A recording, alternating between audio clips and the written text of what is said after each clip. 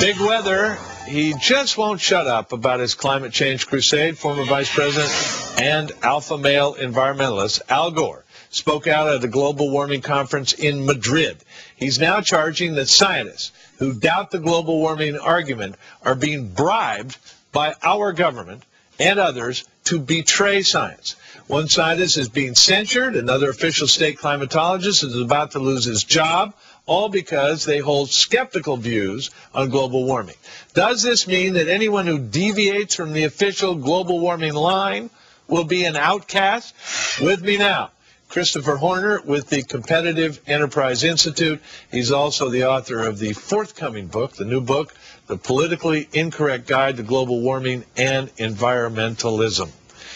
Christopher, thanks very much. That book has landed on my desk. It is fascinating. So here we have these people who are being essentially drummed out of the core if they don't toe the line with Al Gore. Yes, it's strange. You would think it's strange, but this is Gore being Gore, the tolerant left, manifesting, as you'll read in my book, the very clear philosophy of the global warming alarmist movement. No honest person could disagree with me, therefore anyone who does is dishonest. Now, I don't know if Gore named names, but I can name names of Gore drumming people out of government because they disagreed with him. One of his first acts as vice president was to chase William Happer out of the Department of Energy. He had testified that global warming was the subject of alarmism, and he was told that he made the wrong enemies and that science was not to intrude on politics. Gore slanders Phil Cooney, the former chief of staff to the White House Council on Environmental Quality, as having been installed to edit and distort science. No, that's not true, and it's actionable.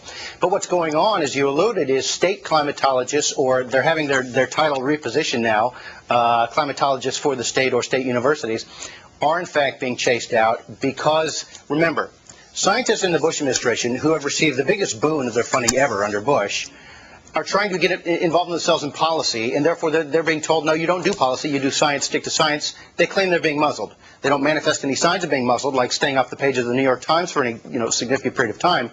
These are scientists who just want to speak science. So let's get specific. This is what Gore is charging, and others. Laurie David, the environmentalist, also. Right. Al Gore charges that scientists/skeptics are being paid off. They're being bribed. And what he's talking about, among others, is an American Enterprise Institute offer to pay scientists a certain amount of money for papers that debunked the climate change theories. Yeah, I don't think that, however that was done, a mailing, essentially cold calling, was probably the most artful way to see who on this side of the argument, and there are two sides, and if this is settled, then so is stem cells and everything else.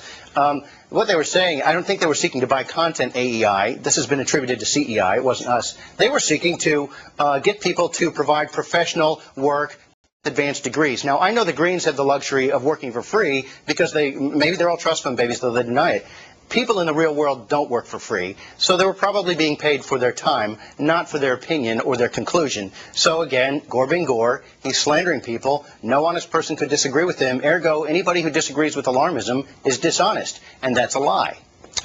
Christopher, I have to ask you, do you think this is a presidential platform? I have no idea. I really don't. You think he's running? Is he Forrest Gump? Is there like a Katrina party about to start? I think he's appealing to his European constituency. As you can tell, he went to the country whose greenhouse gas emissions have increased greater than anyone. By the way, most of Europe's emissions are increasing faster than ours. Why does he not do this here? I don't know. It's a very specific charge. I still think it's actionable if he chooses to name names. I can't imagine this is a sane approach to winning the White House. Christopher Horner, author of the new book, The Politically Incorrect Guide to Global Warming and Environmentalism. Christopher, it's good to see you. Thanks. Coming up,